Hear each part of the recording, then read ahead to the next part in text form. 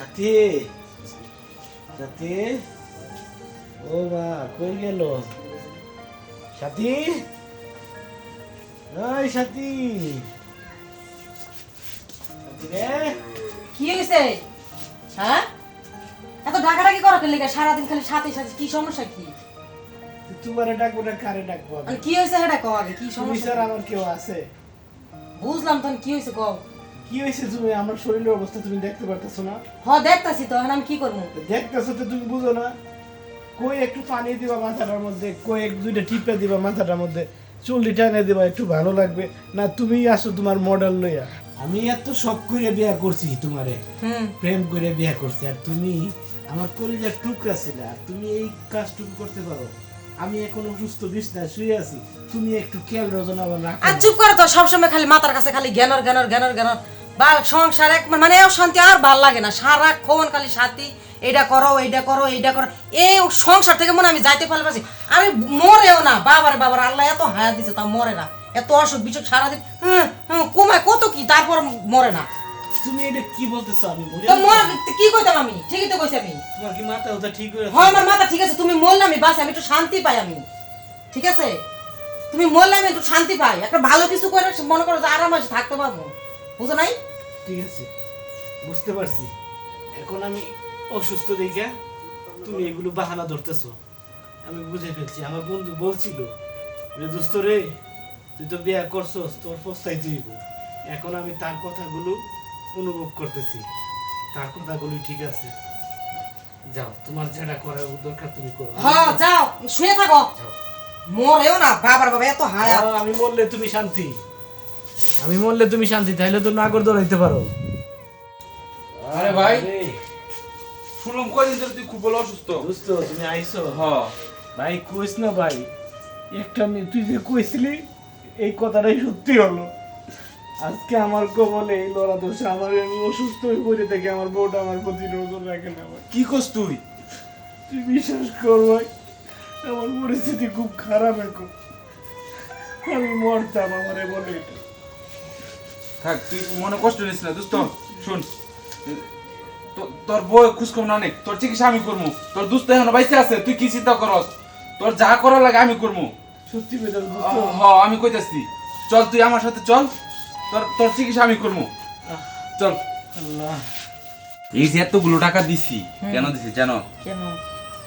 ওরে কইছিলাম যে দেখ দোস্ত, ওরে আমি ভালোবাসি, তুই ওরে বিয়ে করিস না, ওরে আমি খুব পছন্দ করি। ও কয় আমার বাপ মা বিয়া ঠিক করে লাইছে। তো মনটা মধ্যে অনেক কষ্ট পাইছিলাম, আর এখন সেই কষ্ট আমার সার্থক হয়েছে, কারণ সব কিছুর মূল তুমি, তোমার পাইছি। আমিও তো মনে মনে এই স্বপ্নটাই দেখছিলাম। তাই যাই কো, এটার ঠিক জন্য তো আছে? আমি ওই যে বুইড়ারে দেখবার পারি না। আমার মানে কি কইতাম বুঝই তো। তাই তুমি মনে মনে আমার চাইছো। আমি চাইছি, যাক, এখন তো কিন্তু আসলে মুখ ফুটে কইতে পারি না। এখন তো আর কোনো বাধা নাই। না।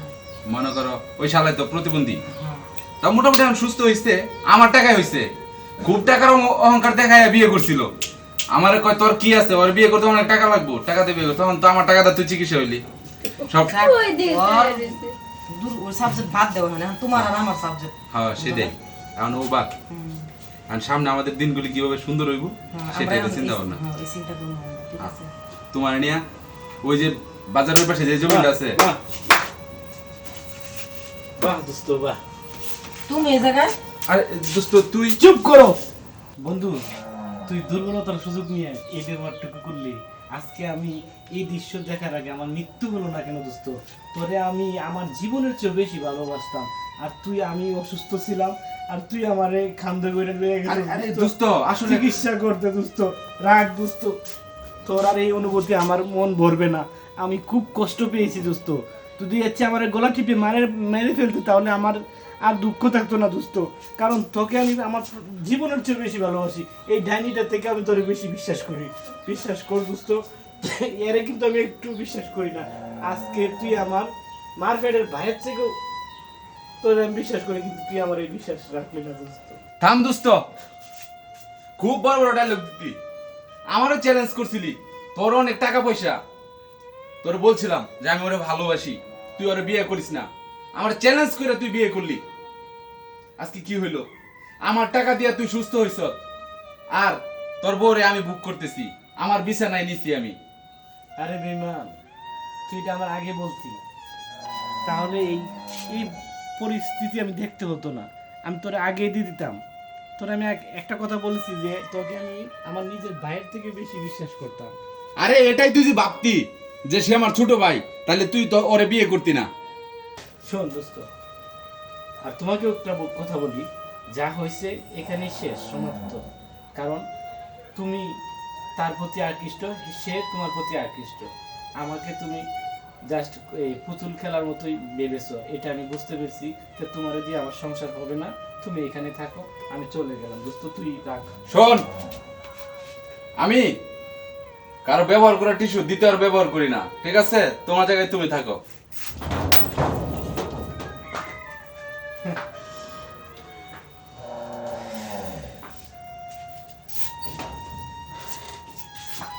আল্লাহ, আমি এটা কি করলাম? আমি ওর জন্য আমি আমার স্বামীর সাথে কত খারাপ ব্যবহার করছি, কত অত্যাচার করছি, ওর সাথে আমি অনেক অন্যায় করছি। যার জন্য করছি এখন হ্যাঁ আমার সাইরা চলে গেল। আমি স্বামীরও পাইলাম না, ওরও পাইলাম না, এখন আমার কি হইব?